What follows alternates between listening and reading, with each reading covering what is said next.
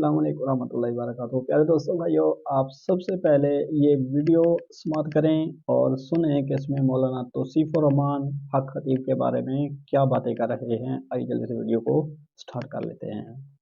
पीर हक खतीब और शुफ वाली सरकार भी शामिल है, जो ऐसे दावे करते हैं, ऐसी बातें करते हैं जिसका दीन इस्लाम से कोई ताल्लुक नहीं। मकसद दुनिया कमाना है, मकसद मालो मता इकट्ठा करना है, लेकिन सीढ़ी दीन को बनाया है। मतलब उनका ये कहना कि मैं 18 साल से आज तक सोया ही नहीं, इन्ना लिल्लाहि व इन्ना इलैहि राजिऊन। इम्पॉसिबल। रसूलुल्लाह सल्लल्लाहु अलैहि वसल्लम सोते भी थे, आराम भी फरमाते थे। वो हदीस मशहूर आपने बारहा उलमा से सुनी होगी कि आपने सैयदना बिलाल की ड्यूटी लगाई कि हमें फजर के लिए उठाना, माशाल्लाह, और सैयदना बिलाल सो गए। बावजूद ये ड्यूटी आपके सिर पे लग चुकी थी, नींद उन पर भी गालिब हो गई, और फिर सूरज की किरणें मुस्तफा अलैहिस्सलातु वस्सलाम के मुबारक चेहरे पर पड़ी और आप उठे और कहा बिलाल कहाँ है। बिल्कुल जवाब दिया सैयदना बिलाल ने, जो चीज आप पर गालिब हो गई वही चीज मुझ पर भी गालिब हो गई। आप भी सो गए और मैं भी सो गया। ये 18 साल तक जागते रहने का दावा किसी सहाबी ने नहीं किया, हालांकि औलिया अल्लाह में सबसे पहली जमात औलिया अल्लाह की नबी के सहाबा और नबी सल्लल्लाहु अलैहि वसल्लम के अहले बैत हैं। इंसान को तो अल्लाह ने मजबूर बनाया है, कमजोर बनाया है, उसके लिए नींद लाजिम है, लेकिन ये झूठे दावे करके अपने आप को कोई और मखलूक साबित करते हैं।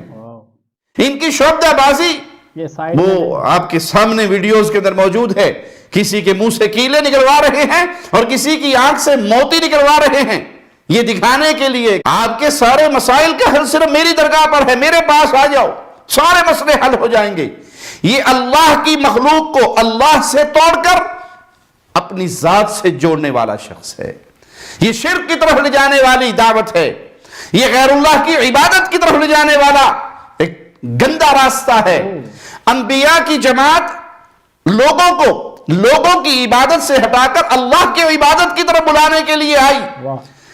ला इलाहा इल्लल्लाह का पैगाम देकर अल्लाह की मखलूक को अल्लाह से जोड़ा कि इबादत अल्लाह की, तुम्हारे हर मसले का हल अल्लाह के पास है, तुम पुकारो अल्लाह को, मांगो अल्लाह से, जूते का तस्मा भी टूट जाए तो अल्लाह से सवाल करो। सुभान अल्लाह। लेकिन इन ढोंगी बाबाओं ने, इन पीरों और फकीरों ने अल्लाह की मखलूक को अपने साथ जोड़कर दुनिया भी कमाई और आवाम के मासूम लोगों के अकीदों को भी बर्बाद किया।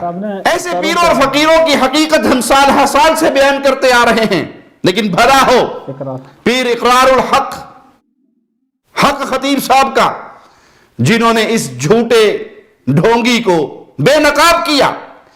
जिन चीजों को अपनी करामात बयान करता था, उन करामात का पर्दा चाक किया कि ये करामात नहीं है, ये शोबदाबाजी है, ये नजर का धोखा है, ये ड्रामाबाजी है।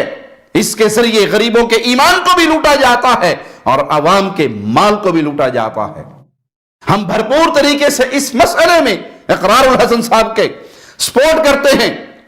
तो इन्होंने हक खतीब के बारे में एक बात बहुत ज़बरदस्त लफ्ज़ों में हाईलाइट की है कि उसका ये दावा है कि मैं 18 साल तक नहीं सोया।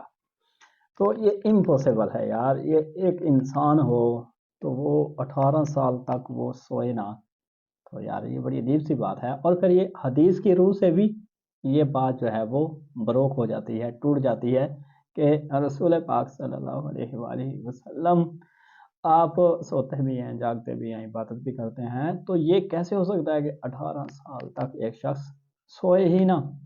और फिर उसके बाद इन्होंने आखिर में इकरारुल हसन साहब को दाद दी है और उनको यूँ समझ लो कि अप्रिशिएट किया है कि जो उन्होंने इकदाम किया है हक खतीब के बारे में। लेकिन ये एक बड़ी अजीब बात है कि जो चीज़ें हक खतीब कर रहा था, मतलब कीले निकालना, सुइयाँ निकालना और चैने वगैरह निकालना, वही चीज़ें लाइव इकरार भाई ने करके दिखा दी।